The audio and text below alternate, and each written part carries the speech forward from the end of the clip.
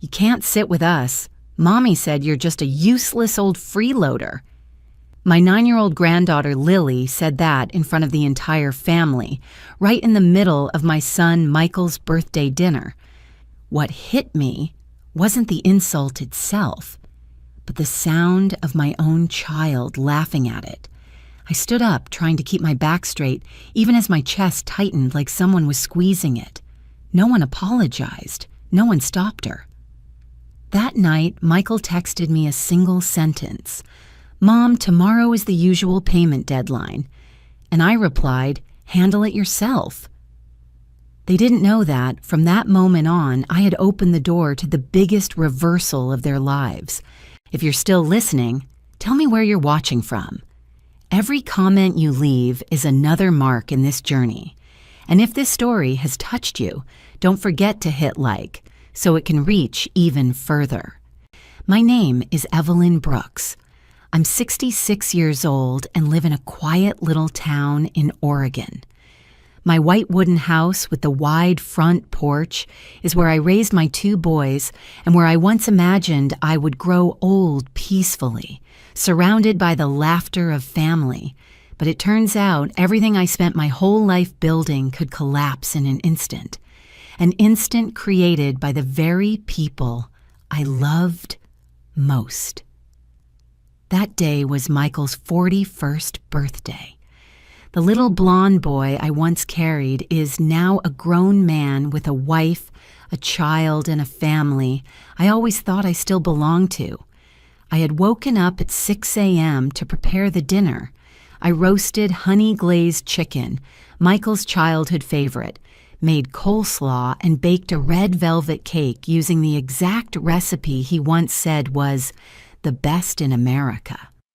I cleaned every corner of my kitchen, polished the silverware, and laid out a navy blue tablecloth, his favorite color since high school.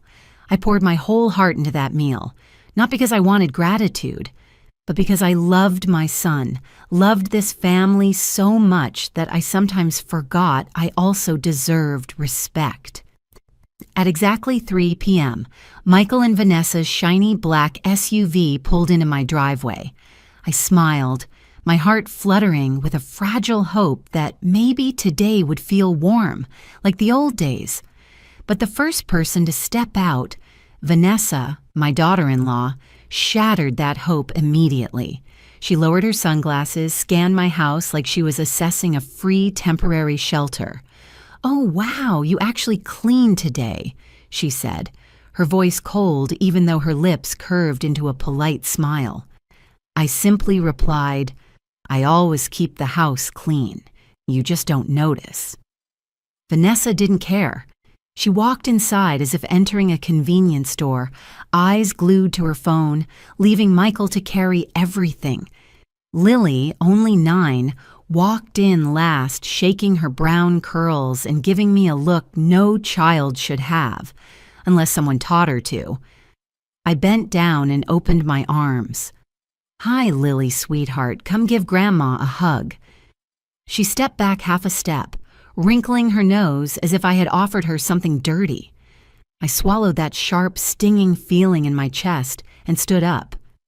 "It's okay," I told myself. "Kids can be unpredictable." But I was wrong. I was naive to the point of foolishness. When we sat down at the table, Vanessa crossed her legs like a queen, not lifting a finger to help. Michael looked at his phone more than he looked at me. The only sound was the faint clinking of silverware in my warm, quiet kitchen. I tried to start a conversation. "Lily, how's school? Grandma misses you." Without looking up, she replied, "Mommy says Grandma asks too many questions." I heard Vanessa chuckle, and Michael gave an awkward, embarrassed smile, but said nothing. He didn't correct his daughter. He didn't ask his wife to be respectful, not one word. When I brought out the red velvet cake, candles glowing on top, I hoped the atmosphere would soften. I thought the moment of blowing out candles might spark some warmth. I thought my son would look at me the way he used to, as the woman who tucked him into bed every night. I thought wrong again. Just as I sat down to join them in singing, Lily suddenly stood up, turned to me, and said clearly, "You can't sit with us. Mommy said you're just a useless old freeloader." The cake nearly slipped from my hands. Vanessa burst out laughing. But what tore me apart was Michael's quiet laugh, the one I would hear again in my sleep for nights afterward. The room spun. I stood up slowly so I wouldn't collapse. "Good," I told myself. "Don't cry in front of them. Don't let them see you hurt." I walked into the kitchen. Before the door even swung shut, I heard them go right back to laughing, talking, as if they hadn't just shattered someone's heart in the same room. I leaned against the sink, my hands gripping the edge until my knuckles turned white. On the wall, there was a photo of Michael at 4 years old, smiling brightly in his little beach outfit. I stared at that picture and wondered when my son had become a stranger. That night, after everyone left, I cleaned each plate smeared with frosting, each glass with their fingerprints on it.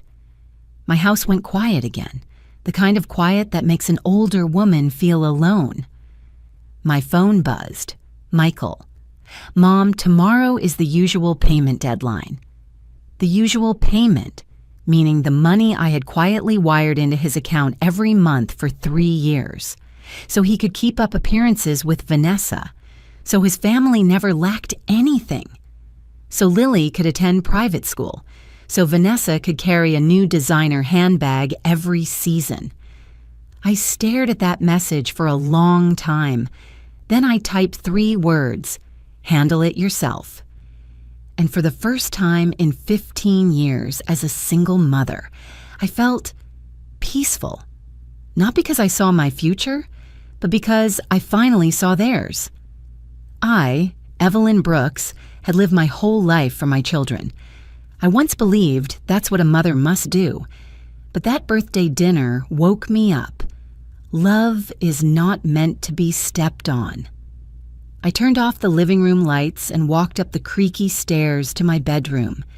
Each step echoed softly like the sound of a chapter closing. No one knew that as I sat by my window looking out at my winter garden, I was already thinking one thing: if they see me as a burden, then let's see how long they last without that burden. And I made a silent promise to myself. They would have to relearn their entire lives from the very lesson they began with ungratefulness. I didn't know that night that this small decision would trigger a domino effect, shaking the entire family, toppling illusions, revealing truths even I never expected. But I knew one thing for certain. That day was the day I stopped being dismissed and started reclaiming my life. The next morning, I woke just as the first light hit the pine trees behind my yard. I still heard Lily calling me a freeloader in my head, but strangely, the sting had hardened into something like a thin sheet of ice, cold but strong, protective. I put on my sweater, went downstairs, brewed my black coffee, and sat at my usual spot by the window, the place where every morning I watched the world move slowly. But that morning, the world didn't move slowly at all. My phone buzzed nonstop, tearing right through the quiet. I knew who it was, but I let it ring. Once, twice, 3 times. On the 5th call, I finally answered. Michael's voice exploded through the line, shaky and frantic. "Mom, why is my account negative? The bank says I'm short almost $3,000. Vanessa's car won't take gas. Her card got declined. Mom, what's happening?" I took a sip of coffee, watching the steam drift across the window. "Oh, are you sure you called the right person? I'm just the useless old freeloader." "What do I have to do with this?" Michael went silent. I heard his breathing quicken. Then, from somewhere behind him, a sharp shout. "Michael, you said your mom put money on my card. They declined it. I had to leave my coffee." It was Vanessa, sharp, shrill, panicked. I smiled faintly. I had never been this calm. "You heard her," I said gently. "A burden has no financial obligations." "Mom, this isn't funny. The house payment is due. Bills are piling up." "Oh, the house?" I interrupted. "The one I paid 80% of the down payment for?" A gulp. Footsteps. Maybe he was walking to a quieter corner. "Mom, what are you saying? You paid for us?" I walked to my wooden cabinet, took out a red folder, and set it on the table. "Michael, do you know what I've been paying for these past 3 years?" I pulled out each document, reading them like a grocery list. The mortgage, the cars, insurance, Lily's private school tuition, both of your credit cards, roof repairs, summer camp, your Colorado trip last year. The line went dead silent. "I did all that because I love you, because I didn't want Vanessa to look down on you, but I see now I was completely wrong." Michael stammered. "Mom, why didn't you tell me? Why didn't you say anything? Why should I? You're a grown man, Michael. You have a family, responsibilities. I thought helping a little would give you confidence." I paused. Turns out I only fed a habit. Just then, Vanessa grabbed the phone. "Lily is just a kid. She didn't mean it. Why are you blowing this up?" I laughed, a short, sharp laugh. Kids repeat what they hear. Children don't come up with insults for their grandmothers on their own. Vanessa went silent immediately. I continued. "Do you know why Lily spoke that way, Vanessa? Because she heard it at home, because you said it, because Michael didn't correct you. I don't blame Lily, but I will not tolerate the disrespect of adults." Michael's voice returned, desperate. "Mom, the bank is really going to take the house. I need you to—" "No, Michael." This time, my voice was stone. "Yesterday, you watched your daughter insult me. You laughed. When a mother is treated that way, no one has the right to ask her for anything." I heard him choke, a small, broken sound. I placed the papers down and flipped to the printed statements. "These are all the payments I made. You can come see them any time, but listen carefully. From today on, I'm not paying a single cent more. You and Vanessa have 24 hours to do one simple thing: apologize, properly. If not, all support ends, permanently." On the other end, I heard Vanessa cry, not in remorse, but in fear of losing her lifestyle. Michael sounded like the weight of the sky had fallen on him. "Mom, you can't do this. I can't fix this on my own." "Michael," I said softly yet firmly, "I fixed everything my whole life. Now it's your turn." I paused, letting the next words land. "If you see me as a burden, then you must learn to live without that burden." A long silence followed, then a slammed door, a yell, Michael calling after her. I breathed in slowly. My kitchen glowed with soft morning light. My coffee was still warm. For the first time, I felt free. My pain hadn't vanished, but it had hardened into resolve, into steel. For 3 years, I supported a family that never thanked me. I protected Michael's pride. I let them build an image of me as an endless resource. That ended this morning.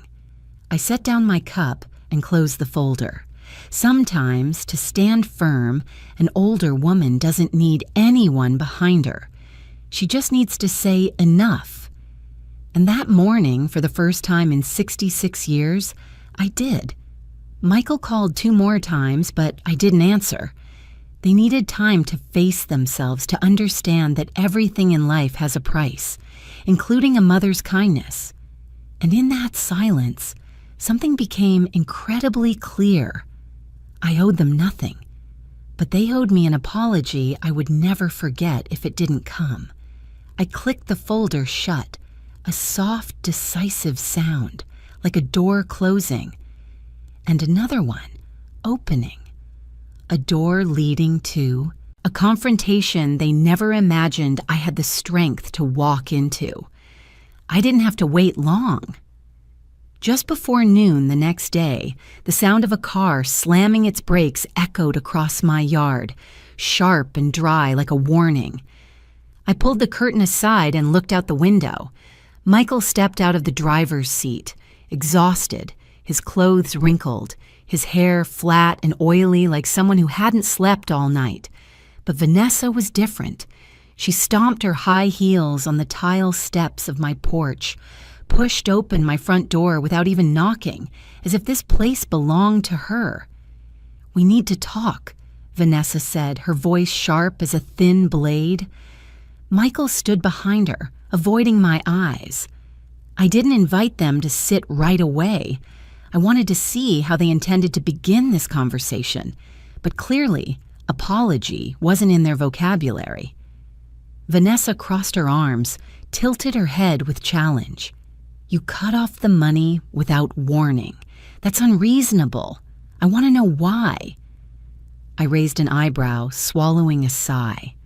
"Why? You two don't see the reason." Michael awkwardly sat down on the sofa, while Vanessa remained standing as if she needed the higher position to protect her crumbling ego. "Mom," Michael said quietly, "we really need you to explain. Suddenly all the payments stopped. I can't handle—" I cut him off. "You said suddenly? Michael, you don't remember what happened last night?" Vanessa let out a mocking laugh. "If you did this to prove you have power, it didn't work. We're not scared." I looked straight at her. "Oh, then who's handling the frozen credit cards? Who's paying this month's mortgage? Lily's tuition that's waiting for a signature? Your SUV running out of gas on the road? Who's filling the tank?" The confidence on Vanessa's face cracked. She shot Michael a look as if blaming him. I quietly pulled the red folder from the dining table and placed it in front of them. A solid thump filled the room. "Good. Let me help you explain." I opened the folder. On the table were detailed statements of every expense from the past 3 years. Receipts, bank transfers, tuition bills, car insurance, home repairs, even the receipt for the leather jacket Vanessa bragged about on Instagram. I pushed a stack of papers toward them. "From the milk Lily drinks every week to your Colorado trip, all of it," I paid. Michael reached out with shaking hands to pick up a sheet. Vanessa froze in place, her skin turning visibly pale. She tried to force a weak smile. "This must be some misunderstanding. Michael never said you paid—" "Yes," I said evenly, because Michael was ashamed. "My son has been lying to you for 3 years. Michael quickly shook his head, then dropped his hands, as if he no longer had the strength to deny it. "Vanessa, I didn't have a choice. I just wanted you to think I was capable. I was afraid, if you knew—" "What does that mean?" Vanessa burst out, turning to me. "Lily is just a kid. She talks nonsense. Don't use a child's words to make things difficult for us." I leaned back in my chair, watching her for a long moment. Children repeat what adults teach. She didn't come up with the phrase, "useless old freeloader," on her own. You might forget that kids hear more than adults think. Vanessa went silent. Her face shifted into an odd shade of red, part anger, part shame, part fear. I took a soft breath and said clearly, "You two said you needed to talk, so do I. First, bring Lily in here." Immediately, Vanessa reacted as if touched on an open wound. "No, she's not involved. She's sitting in the car. Whatever you want to say it to us." I knew exactly what she was afraid of, that her daughter's own words would expose the attitude she had been hiding. "Vanessa," I said, my voice light but sharp, "a child only repeats how their parents treat others. If we don't talk to Lily now, she'll grow up thinking it's normal to insult her grandparents." She clenched her teeth. "I'm not letting you brainwash my daughter." Michael raised a hand as if to calm both sides. "Mom, I'm sorry. I was wrong. I shouldn't have laughed. I shouldn't have stayed quiet. No, Michael." I looked straight at my son. "You didn't just laugh. You allowed all of it. You let your daughter believe cruelty is acceptable. You taught her that through your silence." Michael lowered his head, his shoulders collapsing as if years of weight had fallen onto him all at once. Vanessa crossed her arms and lifted her chin. "Fine. If you want us to apologize to get the money back, we're not doing it. We can handle things ourselves. We don't need your charity." "Oh?" I tilted my head, unable to hide my smile. "Handle things? Vanessa, do you know how much is left in Michael's account right now? $37. Your credit card is 2 cycles overdue. Your car loan has the highest interest rate tier. The bank is about to send a second foreclosure notice. How exactly do you plan to handle this?" Her face flamed red. "We'll manage. I can get a better job. I'm not dependent on anyone." I looked directly into her proud eyes and said softly, "Vanessa, you've been dependent on me for 3 years without knowing it. And the worst part is, you thought you were above everyone else." Michael rubbed his forehead, his voice breaking.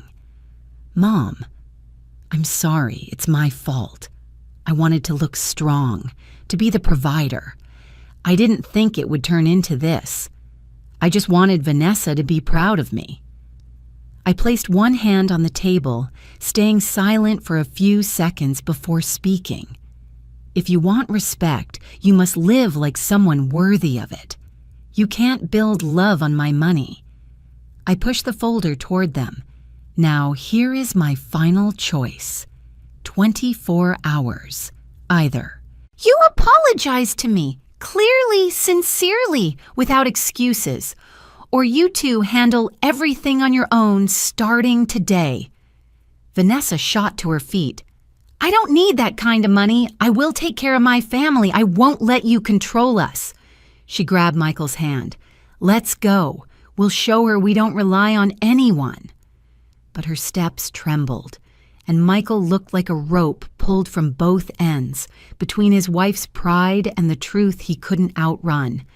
When the door slammed shut, my house fell silent. Only the wind rustled through the trees outside. I sat down, resting my hands in my lap, letting my breath settle. No more hurt, no more humiliation, just one strange feeling, the feeling of someone who had restored order. I knew Vanessa wouldn't let go of her pride easily, and Michael was sinking into the dark space between shame and fear of losing everything. But I also knew one certain thing. This storm was only beginning. Some winds can only be understood when they rip the roof off someone's house. And for Michael and Vanessa, that roof had never been more fragile. That afternoon, as the sunlight fell behind the pine trees, my phone rang again. But this time, it wasn't Michael's frantic calls. On the screen was a name that softened something inside me. Jonathan. My younger son living in Seattle, almost a 4-hour flight away. Jonathan had always been the grounded one. Quiet but thoughtful, and most importantly, he had always treated me with the kind of kindness that didn't need to be shown off. I answered, "Mom?" His voice was low, touched with concern. "What happened with Michael? He called me past midnight, crying. I've never heard him like that." I closed my eyes and exhaled. I had prepared myself to retell the story, but hearing Jonathan ask with genuine care made the ache inside me stir again, like a wound brushed too soon. "Do you want to hear both sides or the truth?" I asked, trying to keep my tone steady. Jonathan didn't hesitate. "I always want the truth from you." So I told him. Everything. From Lily's insult, Michael's laugh, the entire family walking away without realizing how deeply they had cut me. I told him about the usual payment text, about Vanessa barging into my house as if I owed them answers. I told him how neither of them apologized, only demanded to know why I had unreasonably cut the money. Silence stretched across the line. Then Jonathan spoke, slow and measured. "Mom, I really don't know what to say. I had no idea Lily said that. But what Michael did, I'm so disappointed." His voice tightened. "I don't blame you for cutting support.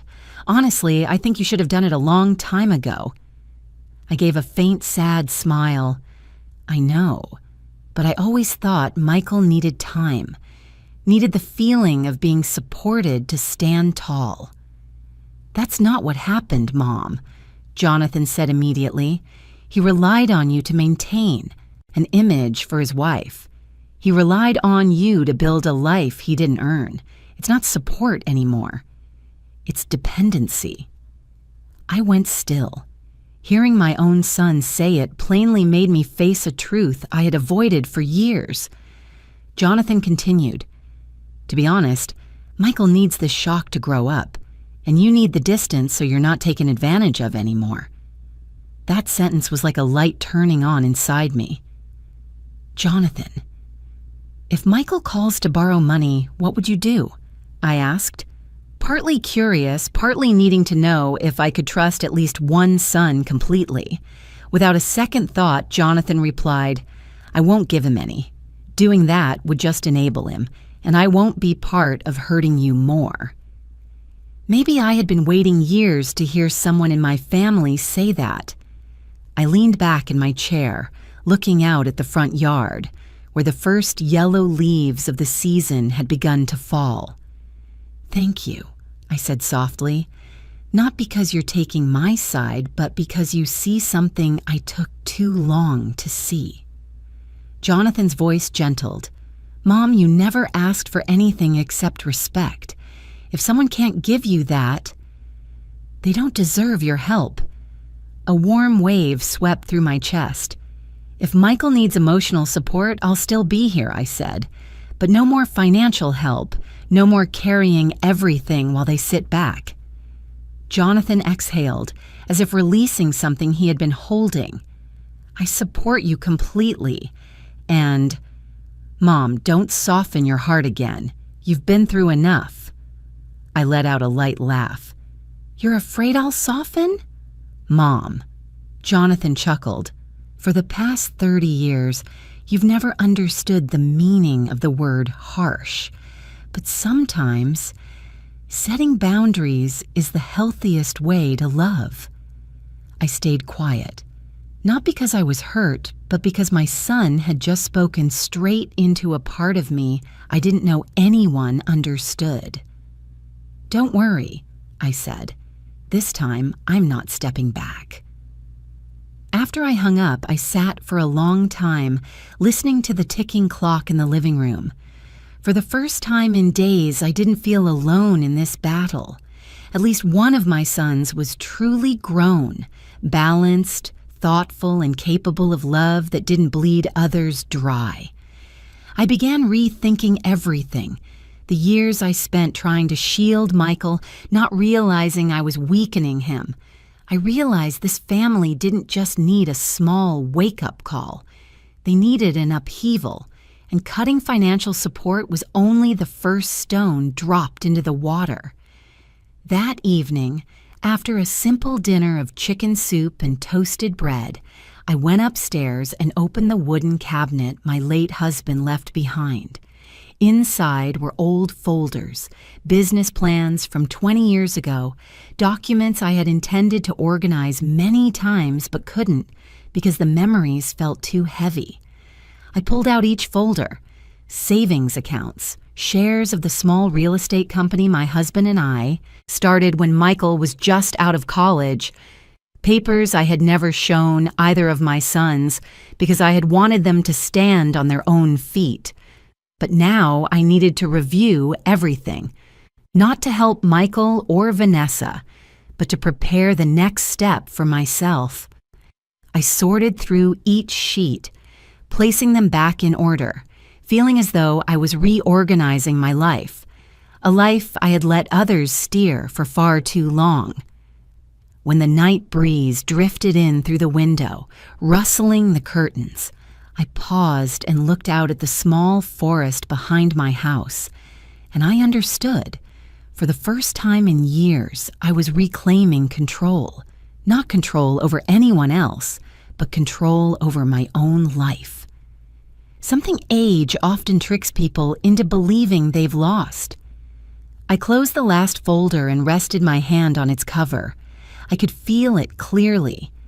I was stepping into a new chapter, not with a broken heart, but with strength forged from the very wounds that once cut me.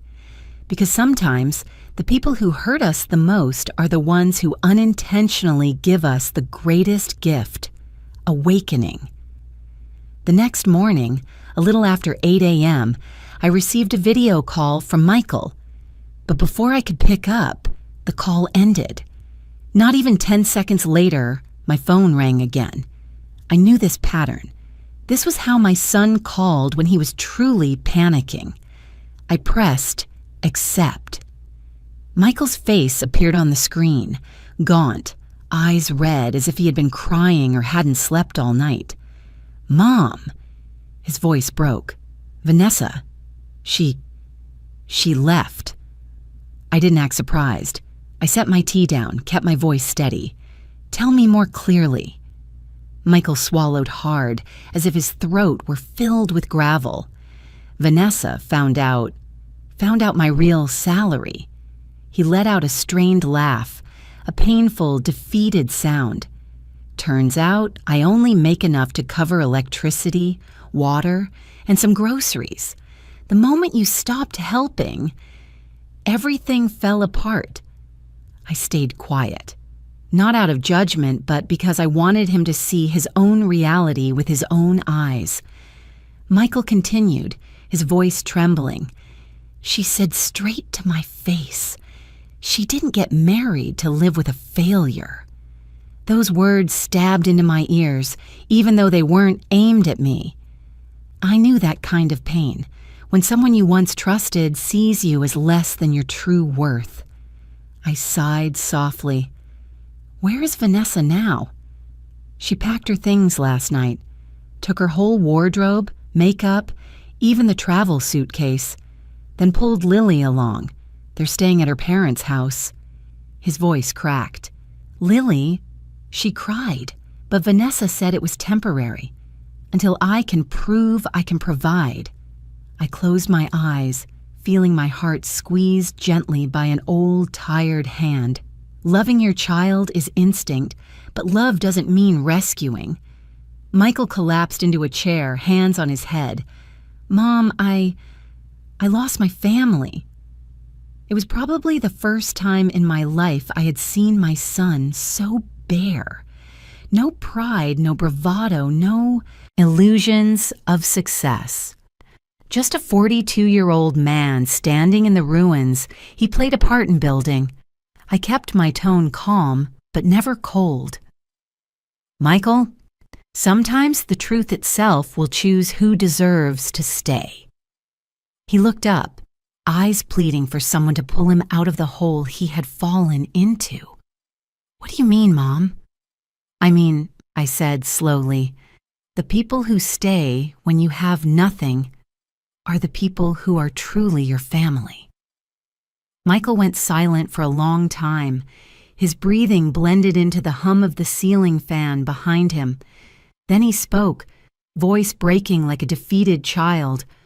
"All this time, I really thought Vanessa loved me." "You were mistaken," I replied gently, but without avoiding the truth. "Vanessa loved the lifestyle she thought you had." Michael clenched his fists, lips trembling. "I created that illusion so I wouldn't be looked down on, so I could keep my family together." I looked straight into his eyes, not to scold, but to show him what I had seen long before he did.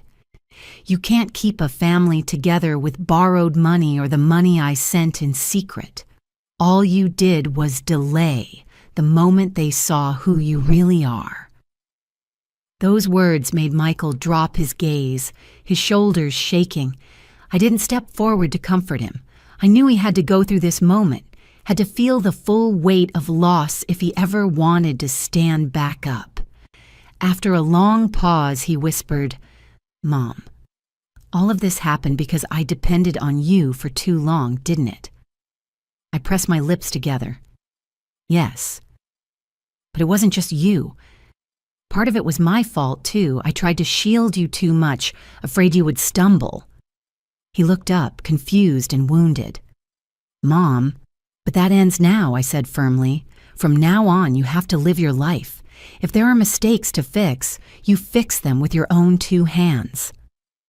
Michael froze like a statue. That afternoon, I received another message from him. "Mom, the house has nothing.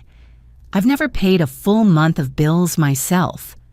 The electric bill, the internet bill, the Honda that needed gas using Vanessa's card, which was now frozen, Lily needing lunch money for school, the fridge containing only a carton of milk that had expired 2 days ago."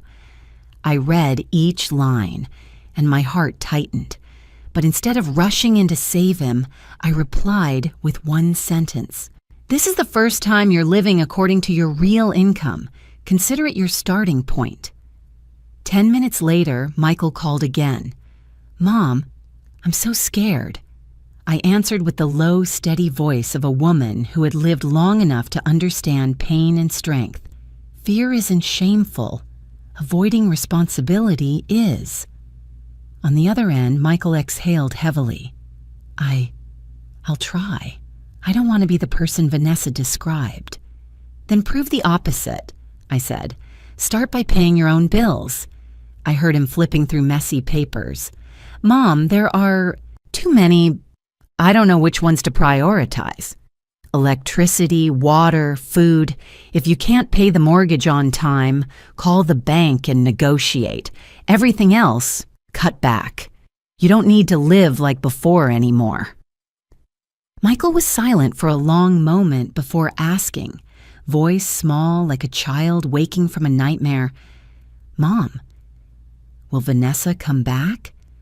I answered truthfully, without adding false hope. "If she loves you, she will. If she loves money, she won't."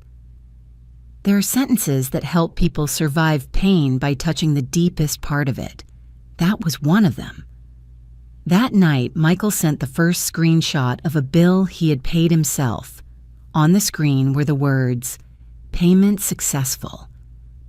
For the first time in years, my son had done it on his own. I stared at the screen for a long moment, feeling as if I were watching a child take his first steps after refusing to walk for years. I only replied briefly, "Good job." No coddling, no exaggerated praise.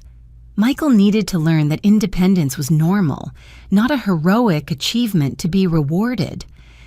In the following days, I watched his life from a distance. A house once full of noise now stood quiet. No more clicking heels from Vanessa, no more expensive perfume lingering in the hallway, no more Lily arguing with friends on the brand new iPad I had once financed.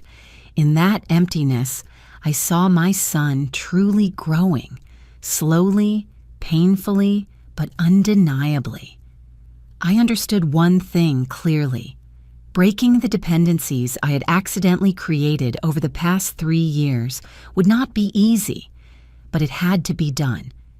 And the collapse of Michael's marriage was simply the inevitable consequence. Vanessa never loved Michael. She loved the income she believed he had. She loved the new car I bought. She loved the big house I paid for. She loved the generosity she assumed came from her husband. Now everything was exposed. Now the truth stood between them like a mirror no one could avoid. And I would no longer interfere. Sometimes being a mother isn't about catching your child. Sometimes being a mother means letting your son fall, so he learns how to stand on his own trembling legs. That weekend, Michael came to my house no longer in total collapse. He still looked tired, but there was a spark of life in his eyes. as if he had finally taken a full breath after years of suffocating himself. "Mom," he began as I poured tea, "I think you're right. Maybe I've never really grown up." I looked at my son, truly looked at him, for the first time without the mask he always wore.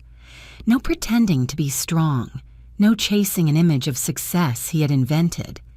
I gently placed my hand on his shoulder.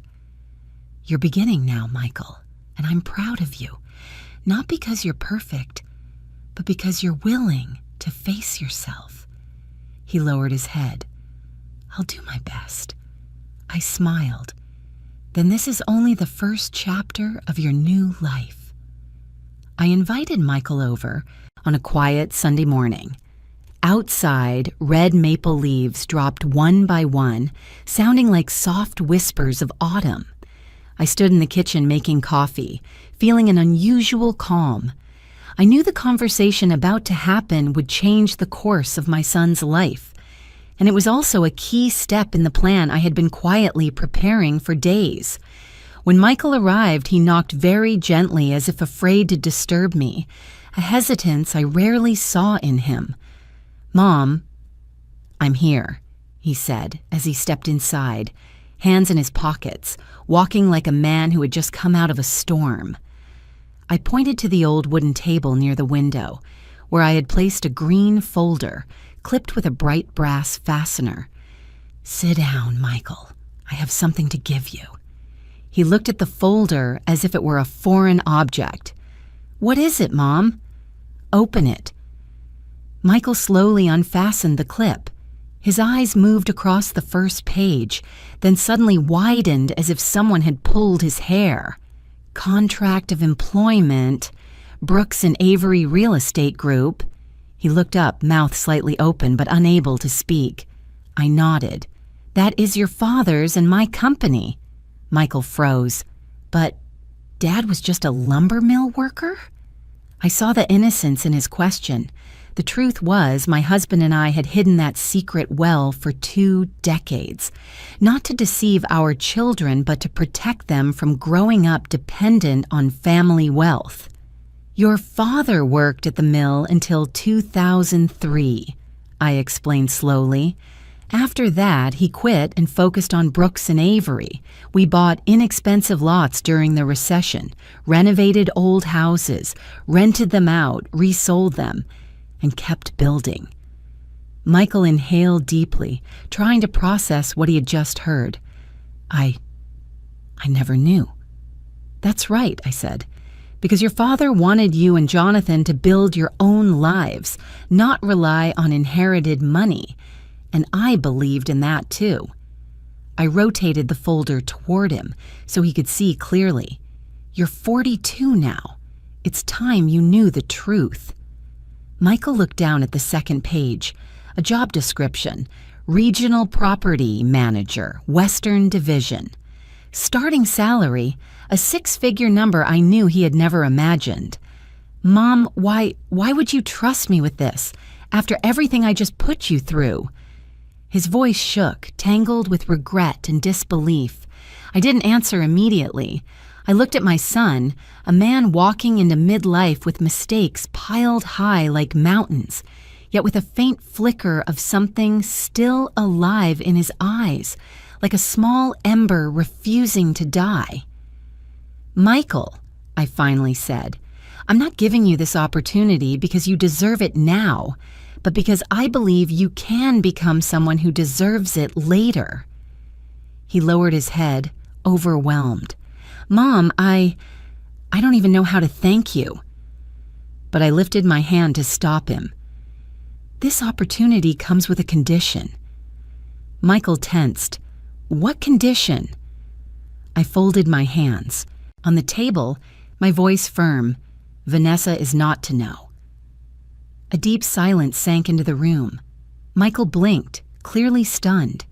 "She can't know? But why?" I looked straight into his eyes. "Because I want to know the truth. I want to know whether your wife is with you because she loves you, or because she loves the lifestyle you pretended to have. If Vanessa comes back thinking you only earn your old salary, you will know how real her feelings are." Michael sat still like a statue. Then he reluctantly nodded. "Mom, I understand. Good. This is a test for both of you, yourself and your wife, and I will not interfere." I pulled another sheet of paper from the folder and pushed it toward him. "This contract clearly states your responsibilities, your benefits, and the termination clause if you fail to perform." Michael read through it, then straightened his back like someone who had just regained a long-lost sense of pride. "If I don't do well," he began. "Then there will be no second chance," I continued. "I already told you. This is your last opportunity." Michael drew a long breath, lowering his head, his eyes filled with a rare determination. "Mom, I won't disappoint you again." I looked at my son and felt as if time were looping. I saw my husband's shadow behind him, the man who always believed Michael had great potential, only he had never stepped off the safety chair others placed beneath him. Perhaps if he were still alive, he would have given our son this chance too. Michael stood up, holding the folder to his chest like he was carrying a priceless gift. His voice softened, but was filled with gratitude. "Mom, thank you for still believing in me, even when I don't believe in myself." I smiled gently, though inside me was an ocean of emotion. "From now on, let your actions answer everything. I will no longer hold you up. Build your own life, Michael." He nodded, firmer than ever before. I watched him as he walked toward the door, his shoulders still heavy, but his steps carrying the strength of a man who finally understood his responsibility. When the door closed softly behind him, I stood up, walked to the window, and watched his figure disappear behind the maple trees. A cold breeze swept past, lifting a few yellow leaves into the air. I knew clearly I had just set the key gear of my plan into the correct position. Michael would grow up, Vanessa would show her true nature, and my family, after years tangled like a ball of yarn, would finally reveal who truly belonged to one another. I whispered to myself, a small promise to the husband I lost. "He's about to step into a new chapter, Richard. This time he has to stand on his own 2 feet." Michael left my house with determined eyes, but I knew another battlefield awaited him. Not the new job, but the confrontation with his own marriage. I didn't interfere. I simply sat by the window, watching his silhouette fade behind the trees, my fingers tightening around the cooling cup of tea.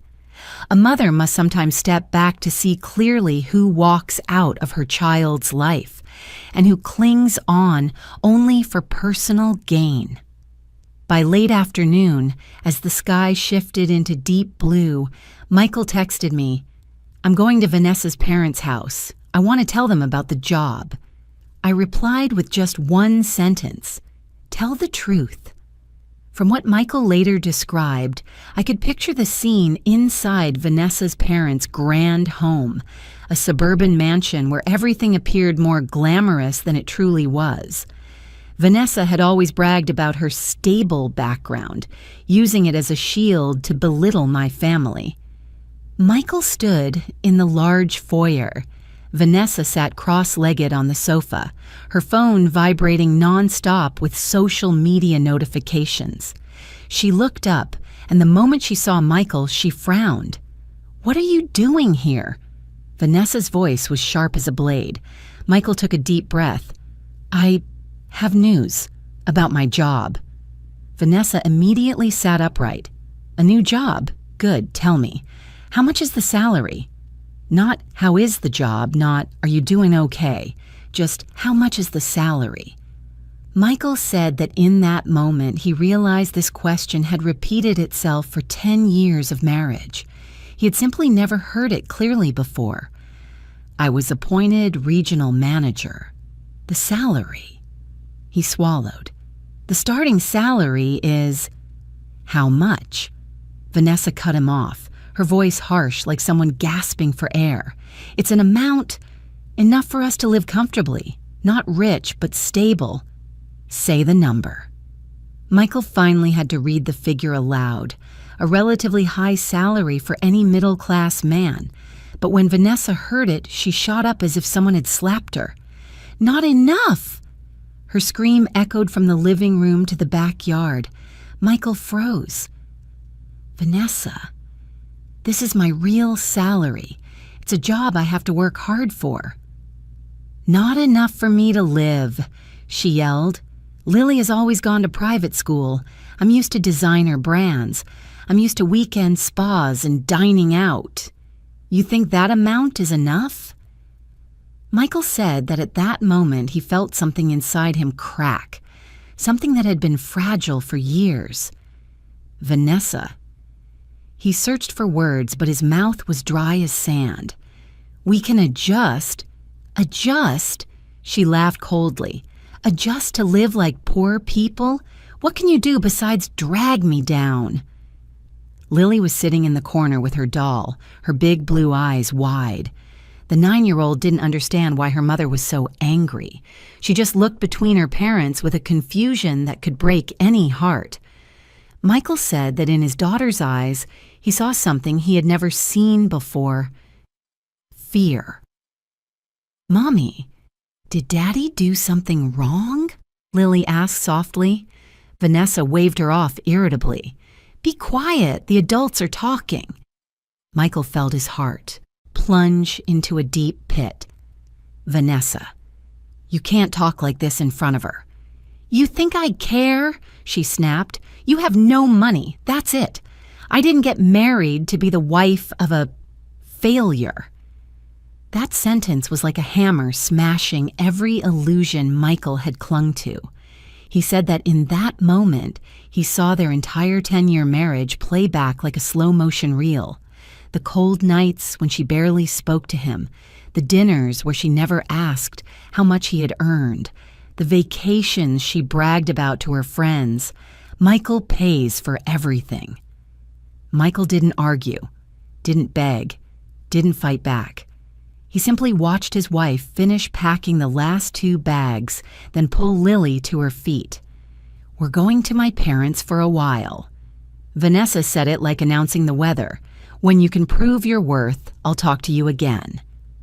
Then she walked out, leaving the door closing behind her like a final punctuation mark. That night, Michael called me, his voice drained. Mom, you were right. Vanessa, she doesn't love me. A long silence. She only loves the life she thought was mine. I didn't speak immediately. I let him sit with the silence, the kind that speaks louder than advice. Finally, I asked, how do you feel? I feel empty. His voice trembled. But I also feel like I'm finally seeing the real path in front of me. I closed my eyes, taking a slow breath.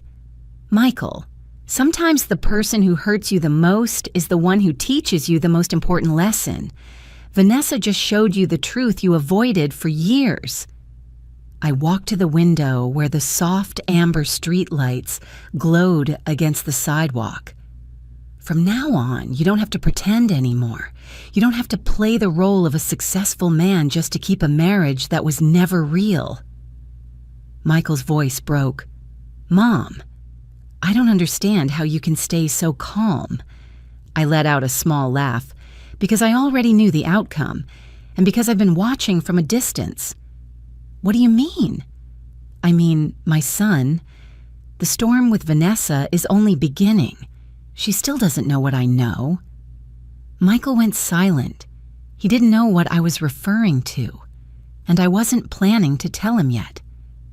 I answered lightly, like a soft breeze with the sharpness of a thin blade. Because you are learning to face the truth, and Vanessa is about to face hers. Meaning I am letting the wind blow in the right direction. I heard Michael let out a long breath, But this time, it wasn't the sound of defeat. It was the sound of a man stepping out of the shadow he had created himself. When the call ended, I stood before the mirror and looked at my face, lined with wrinkles, filled with stories, shaped by storms I had survived. I smiled. At last, every piece of my plan was moving into place. I was never someone who sought conflict, but I never allowed anyone, not even a daughter-in-law, to diminish my dignity. If Vanessa believed I would rescue her again, she was wrong, because this time I wasn't carrying anyone's burden. This time I was only directing the wind and letting the storm put every person exactly where they belonged. In the days after the confrontation between Michael and Vanessa, I kept my routine, waking early, brewing a cup of black coffee, and sitting by the window overlooking the small forest behind my house. But my heart no longer felt heavy. Once you see the true nature of things, your mind becomes strangely clear.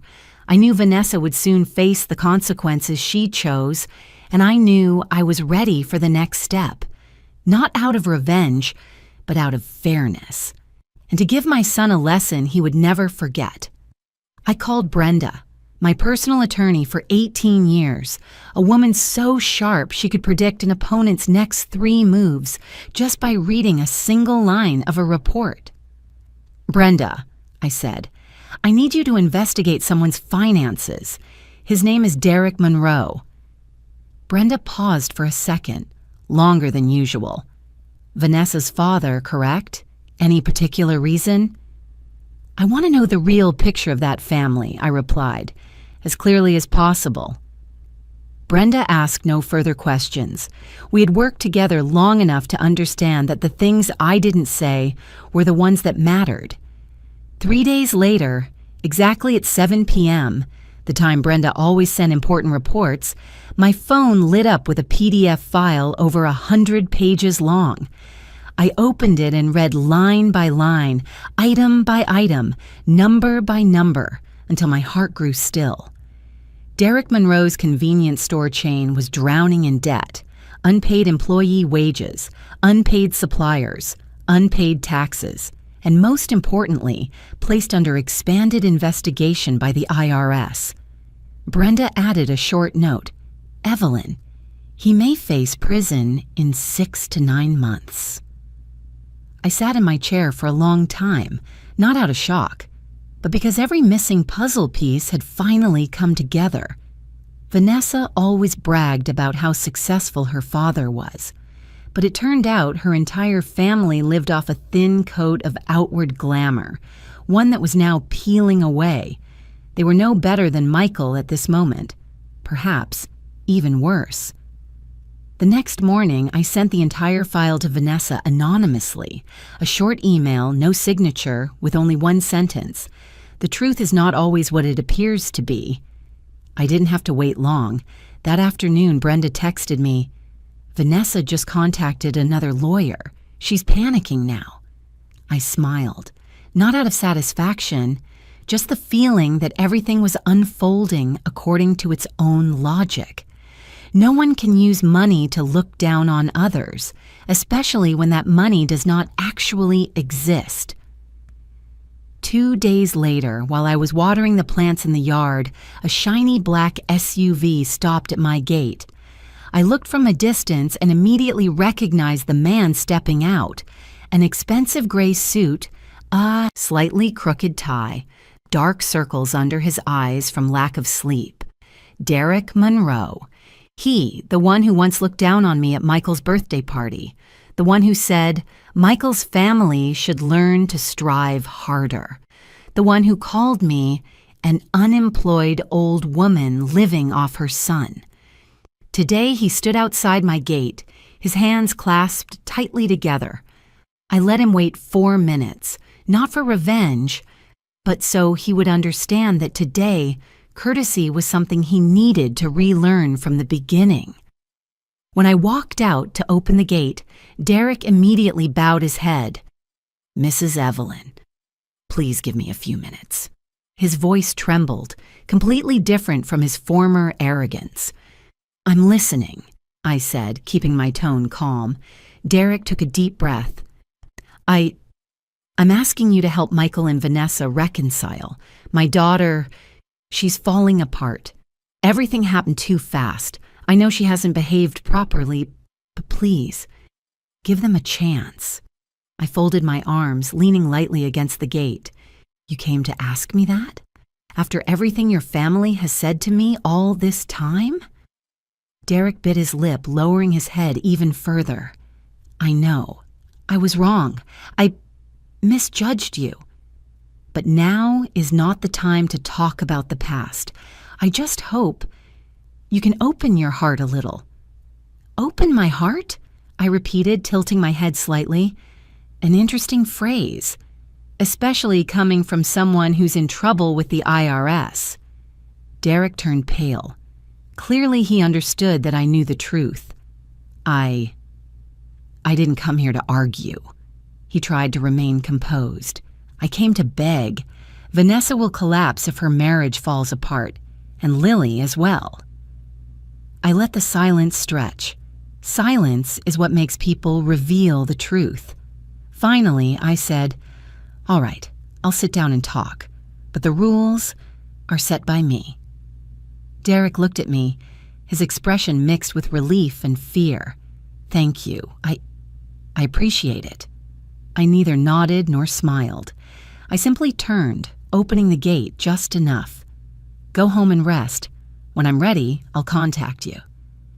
Derek nodded repeatedly, then hurried back to his car, as if standing in front of me was a weight too heavy for him to bear any longer. When the SUV left the neighborhood, I stood in the yard watching the maple leaves swirl in the autumn wind. Some people think retaliation means causing immediate pain, but I'm different. I don't need to do anything. I just need to let the truth reveal itself. And the truth now was very clear. Vanessa's family was not wealthy, not stable, not powerful. They were collapsing under the shiny facade they had built. Vanessa thought Michael was the burden, but now she knows. Her own family is the bottomless pit. I walked back into the house and closed the door, feeling the wind shifting. Not too strong, not too fast, but unmistakable. Vanessa's storm was only beginning, and I, the one who had once been, dismissed, insulted, pushed away from my own son's dinner table, was now the one directing the wind, choosing the direction and the timing. I placed my hand on my chest, feeling the steady, quiet rhythm of someone who had lived through many years of hurt and finally understood that true strength is not in shouting. It lies in clarity, in knowing how to wait, and in knowing exactly when to push a door, so that the entire room behind it collapses on its own. I gave a thin smile, almost invisible in the fading light. "Vanessa," I whispered, not with malice, but like a prediction. "You've only made it through the first round." I chose a late weekend afternoon to take the next step, not for revenge, but to restore the order this family had lost. The golden light of the day slanted through the living room window, casting a long shadow on the wooden floor. I stood there, glancing at the clock, my heart calm in a way that felt unusual. Exactly at 5 p.m., the doorbell rang. I opened the door and saw Vanessa standing on the porch. Her clothes were far simpler than before, her hair tied back hastily, her eyes swollen from sleepless nights. Beside her was Lily, wearing a pink backpack, holding tightly to her mother's arm. No trace remained of the prideful woman who once looked down on me. A cold wind swept past, fluttering the hem of Vanessa's shirt. We're here," Vanessa said softly, barely daring to meet my eyes. I stepped aside, offering space. "Come in, we need to talk." Lily walked in first. The moment she saw me, she stopped, bowed deeply, and said in a trembling voice, "Grandma, I'm sorry. I shouldn't have said that on Daddy's birthday. I didn't know. I didn't understand. Her voice broke, her eyes shimmering with tears. I stood still for a few seconds, letting myself feel the sincerity. This time, I knew the apology wasn't forced. Children have strong intuition. When a family falls apart, they sense who truly loves them. I gently placed my hand on her shoulder. Grandma knows. You were just influenced by adults. What matters is that now you know what's right. Lily rushed into my arms. A small hug, but enough to soften the heart of a woman who had survived many storms. Vanessa watched, her hands twisting together, her thumb rubbing her wedding ring until her skin turned white. She sat down, her shoulders slumped like someone who had lost her balance. She tried to speak, but the words came out like they were dragged over gravel. I'm sorry for what Lily said and for what I said to Michael. I sat across from her, my hand wrapped around a warm teacup. Are you sorry because you feel guilty or because you're desperate? The question made Vanessa freeze. 2 seconds of silence felt like a full minute. I saw her throat tighten as she swallowed. Both, she finally said, but I don't want my family to fall apart. I looked straight into her eyes, now void of all sharpness. Then we're going to reset the rules. I opened the folder on the table. Inside were 4 pages of documents Brenda had drafted with full clauses. This is the agreement between me, Michael, and you. I said each word clearly. 4 conditions. If you agree, I'll support your family's chance to reconcile. If not, you're on your own. Vanessa swallowed. I'm listening. I took a deep breath, then began. First, Michael must be financially independent. You may not control, demand, or require access to his paycheck. Vanessa's eyes widened. I don't control, but if he can't, I raised my hand to stop her. You need to learn to live within your real means. She bit her lip but nodded. Second, you will work part-time at my company, a basic position, basic pay, no special privileges. Vanessa shot up from her seat, nearly shouting, "You want me to work for you?" "No," I answered calmly. "I want you to relearn the value of labor. If you accept, I will pay you fairly. If not, you're free to find work elsewhere." Vanessa trembled with anger, but she didn't argue. Desperation has a way of teaching silence. Third, Lily must apologize publicly before the family. Lily looked up, worried. I stroked her hair. "Not to embarrass you, to teach you responsibility even as a child." Lily nodded hard. "I'll do it. I'll say sorry to Daddy in front of everyone." I smiled at her, a smile I rarely gave to adults. "Fourth," I said, turning to Vanessa, "you must also apologize publicly. No excuses, no deflecting, no blaming everything on Michael." Vanessa's face drained of color like I had asked her to step off a cliff. "You want me to humiliate myself in front of the family?" "No," I replied. "I want you to learn humility. And I want Michael to see that you are truly changing, not because of money."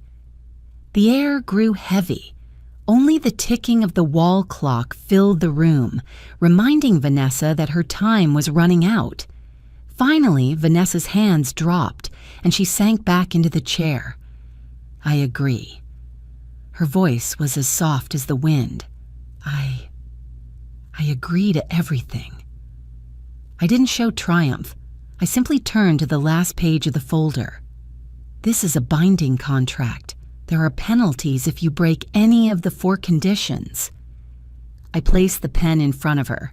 Vanessa stared at it for a long time, her hand shaking so badly the cap clicked against the table.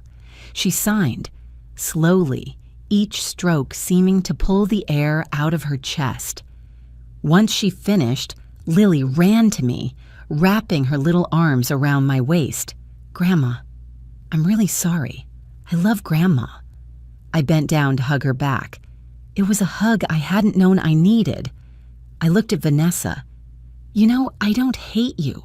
I never did. I only hated how you treated my son. But today, you have a chance to change. And so do I." Vanessa lowered, her hair falling forward to hide half her face. I'll do it right. I promise." Promise.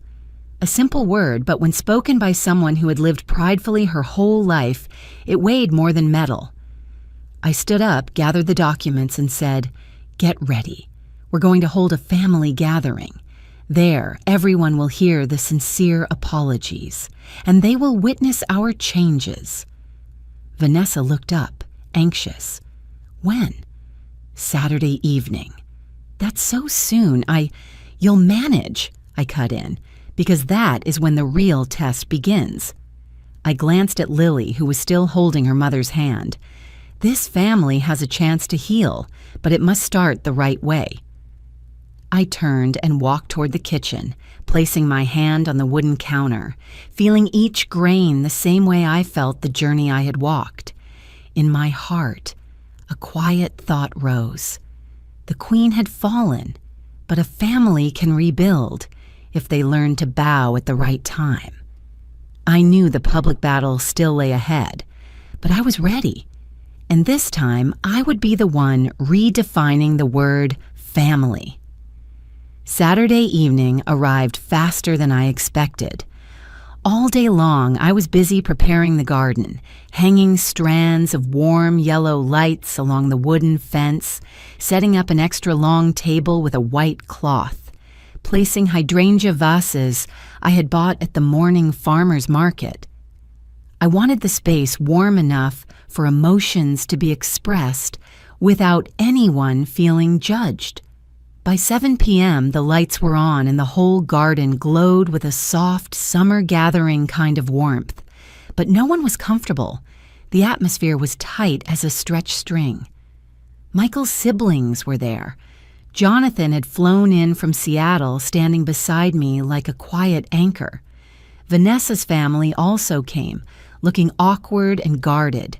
Her mother pulled her coat tight around her, and her father, Derek, stood still, his face heavy as stone. I watched everything in silence. Then Lily stepped out. She wore the light blue dress I gave her last year.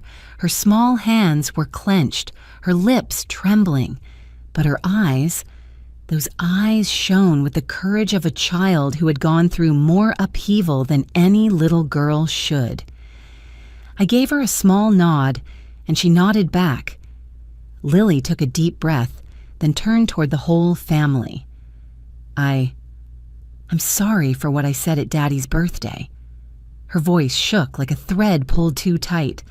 "I said Grandma was a freeloader, but I didn't understand. I just repeated Mommy's words. I was wrong, really wrong."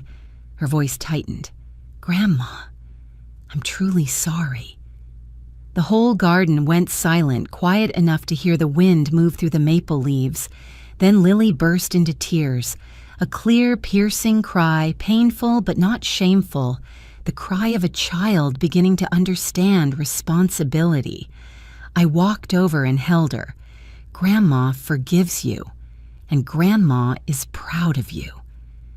Suddenly, behind us, the family began to clap, not loud applause. Soft, small, but sincere. I saw Michael's eyes turn red. Jonathan touched my shoulder gently. Even Vanessa's mother bowed her head. But everyone's attention shifted when Vanessa stepped forward. I had never seen her like this. No glossy nails, no elegant silk dress. Vanessa stood there in an old sweater and simple jeans, her face unable to hide exhaustion. She walked toward me slowly, like someone carrying the weight of an entire world. Then, before anyone could react, Vanessa sank to her knees. A wave of whispers rippled across the yard. Her parents froze. Michael was stunned, and I stood still, looking straight at her. Vanessa's voice came out hoarse and slow, each word dragged from the deepest part of her humiliation. "Evelyn, I'm sorry. I'm sorry for the years I was ungrateful, disrespectful, and hurtful to you. I'm sorry I let my eyes be blinded by money and pride. I'm sorry for treating Michael like a burden." Her shoulders shook as if they might break. "I know. I've done so much wrong. I want to make things right. I want to be a better mother to Lily and a grateful wife to Michael. Please, forgive me." I heard someone inhale sharply behind me. Clearly her parents had never imagined seeing their daughter kneel before anyone, let alone before me. The shame on their faces said everything. I let the silence stretch. Then I leaned down and placed my hand on her shoulder. "Stand up." She looked up, eyes red and wet. "I will accept this apology," I said, "if it comes with action. Words aren't enough. But today, I see a different Vanessa." I helped her rise. Once she was standing, Michael stepped forward and placed a hand on her shoulder. She grabbed his hand like someone trying to reclaim a support she had lost long ago. Michael turned to me. His eyes were warm, a warmth like being reborn, as if his heart, buried for years under pressure, shame, and forced strength, had finally found air again. "Mom," his voice cracked, "thank you." I didn't answer, but I knew. Everything was moving in the right direction. The gathering continued, but it was completely different now. No more avoidance. No more condescending looks from Vanessa's family. No more invisible wall between the two sides of the family. Jonathan chatted with Derek, for the first time without stiffness. Lily ran around the yard, her laughter ringing like the sound of hope. Vanessa helped me serve the food, her hands still trembling a bit, but her eyes calmer than before. As she set a tray of tartlets on the table, she whispered, "Thank you for not giving up on us." I looked at her for a long moment. "Thank you," I replied, "for having the courage to change." At the end of the night, when everyone had left, I stood alone in the garden, watching the strands of yellow lights flicker like the house's gentle breathing. I felt something in the air that I hadn't seen in my family for a long time: warmth, respect, gratitude. But what made me happiest wasn't the apologies or the hugs. It was what was quietly beginning to grow. A lesson about self-respect, a lesson about responsibility, a lesson about the true value of a family. I looked up at the night sky where a few scattered stars were glowing. In that moment, I thought of my husband, the one who had gone before me, the one who once believed our family would find its way back someday. I whispered softly, "Richard, do you see it? Everything is finding its place again. You'd be proud of us." And I knew. Tonight, a new chapter of my family had begun. 3 months passed so quickly that sometimes I had to ask myself whether everything that happened was real or just a long dream. A dream where all the broken pieces were gathered and rearranged into something new, not perfect, but stronger. The change came from the smallest things, and those small things slowly pulled my entire family in a new direction. Michael called me almost every night not to ask for money, but to share his work updates with the quiet pride of a man standing steadily for the first time on his own ability. "Mom, today I closed the duplex in Tacoma." "Mom," my supervisor praised how well I handled the Western Division. "Mom, this month, I paid every bill myself." I sat at the kitchen table listening to him, my heart light as early season wind. No more desperate clinging, no more shame, no more slumped shoulders waiting for rescue. Michael, the son who once lived inside a shell of pride and fear of failure, was truly growing up at 42. I silently knew my husband Richard would be smiling with pride. and Vanessa. If someone had told me 3 months ago that my daughter-in-law could become a woman who listens, who thanks, and who corrects herself, I would never have believed it. But I saw it with my own eyes, little by little. She came to my company on time every day, even if it was only a part-time customer service job. In the first days, her hands shook when customers complained, but just weeks later I saw her guiding new clients, her eyes no longer arrogant but calm and patient. One afternoon, Vanessa walked into my office while I was reviewing the quarterly report. "Mom," she hesitated, "thank you because of this job. I feel useful." I looked at her for a moment. Her face had less makeup, but it was more beautiful because of its honesty. "You did it yourself," I said. "All I did was push a door open." Vanessa gave a soft laugh, her eyes a bit red but full of a gratitude I had never seen in her. Lily was the biggest surprise of all. She came to my house every weekend bringing a pink apron with a cat on it that she insisted on wearing in the kitchen. She learned how to slice carrots, whisk eggs, and season salt with the kind of careful seriousness that was almost funny. But what touched me most was the sentence she said almost every week. "Grandma, I love being here. I feel peaceful."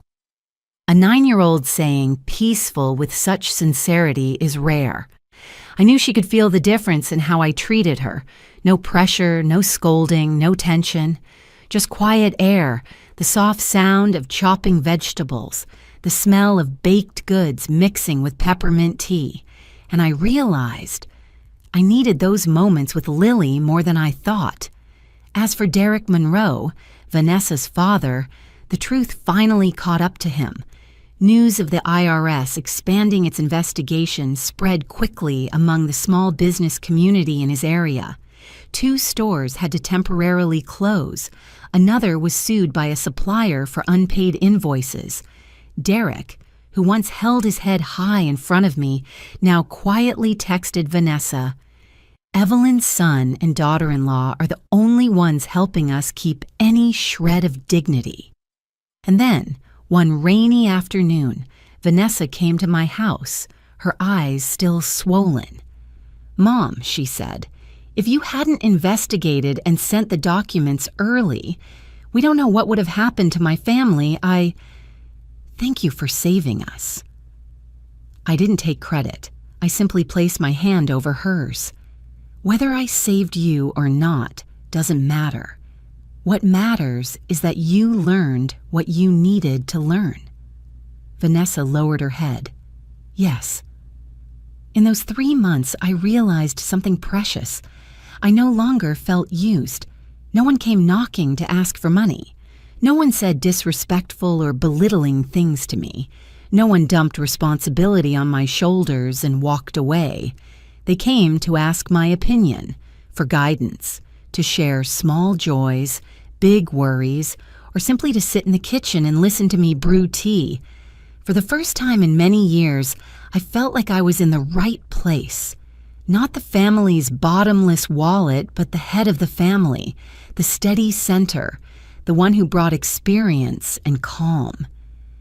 Jonathan was the first to notice. On his most recent visit, he looked around the house, saw my children talking together, saw Vanessa clearing plates, saw Lily grinning as she placed spoons into dessert bowls, then turned to me. "Mom," he said, his voice full of emotion, "you did something most people can't. You brought the whole family back on track." I laughed. "Jonathan, I just did what needed to be done." But he shook his head. "No, you did more. I'm proud of you." My heart warmed as if someone had wrapped a soft wool scarf around me in winter. Then one morning, while I was watering the tomato trellis, I suddenly realized something simple but important. My life was finally peaceful. No more quiet sobs in my bedroom out of hurt. No more silent disappointment when opening messages filled with demands. No more feeling like a burden. I had learned to love myself before loving the people I cared for. And when I did that, my family learned to do the same. Finally, I sat down on the wooden chair in the backyard, watching sunlight filter through the leaves, listening to Lily's laughter drifting out from the kitchen. Michael was showing Vanessa how to cook the pasta dish he had just learned from a coworker. Jonathan was on his way, saying he would bring an apple pie. I wondered. In all the years I spent struggling and trying to hold everything together, had I ever imagined I would see this? A family that isn't perfect, but knows how to love the right way. A family that knows how to apologize, how to correct itself, how to rise again. A family where I no longer have to endure, but can actually enjoy. I leaned my head back slightly, closed my eyes, and said softly, "Richard, everything is finally okay." And I knew this wasn't just 3 months that changed their lives. It was 3 months that changed me. There were afternoons when I sat alone on the porch, watching the golden sunlight spill across the grass like a warm blanket stretching to the end of the yard. In that quiet, I often thought about the journey of the past few months, a journey that started from a humiliating birthday party, from a sentence spoken by a child I loved, and from the laughter of my own son. Just one moment that seemed meaningless, yet enough to open an entirely new door. I thought about the version of myself that day, standing silent in the middle of the laughter, chest tight as if being squeezed, heart so empty it felt numb. And I also thought about the me of now, calm, strong, understanding my own worth more clearly than ever. I, Evelyn Brooks, am no longer the old freeloader in anyone's eyes, not because they changed what they called me, but because I changed myself. Looking back on the past 3 months, I understood something I never had the courage to face before. Sometimes, if we want others to grow, we have to let them hit bottom. We have to let them see the bare truth they've been avoiding. Michael needed to see his own weakness in order to stand on his own feet. Vanessa needed to lose what she thought was secure to understand the real value of family. Lily needed to learn that responsibility begins with even the smallest words. And I needed to learn to stop sacrificing unconditionally, because when you give too much without setting boundaries, love becomes a burden, and kindness, without limits, becomes a bridge for others to walk across without ever looking back. Now my family has changed. Not perfect, not always harmonious, but there is respect. There is listening. There is gratitude, something I once thought I would never receive from my own flesh and blood. Michael works hard every day, and sometimes just seeing him step out of his car with confidence makes my heart feel as light as the wind. He is no longer someone who only knows how to take, but a man who helps, who makes up for the past, who apologizes, and who repairs what is broken. Vanessa has learned the greatest lesson of her life, that a strong woman is not someone who demands, but someone who stands up after she falls. I don't need her to be perfect. I only need to see that she is genuinely trying, and I have seen that. And Lily. Every weekend, her laughter in my kitchen is the sound that makes my house feel young again, as if life itself wanted to give me a second chance to guide a child through love rather than through exhausting sacrifice. I look at my family and realize I am no longer pushed to the side. I am the keeper of the flame, the one who reminds them to be kind, the one who teaches them gratitude, something the younger generation often forgets. These days, the late years of my life have become wonderfully light.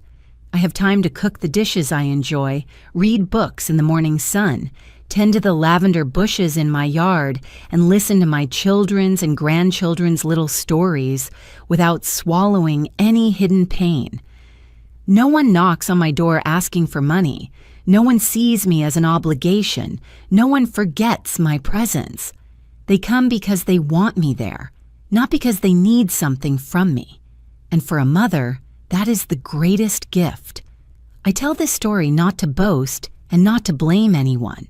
I tell it because I know there are so many people out there like me, mothers, grandmothers, older women who are dismissed, overlooked, treated as old, unnecessary, or a burden.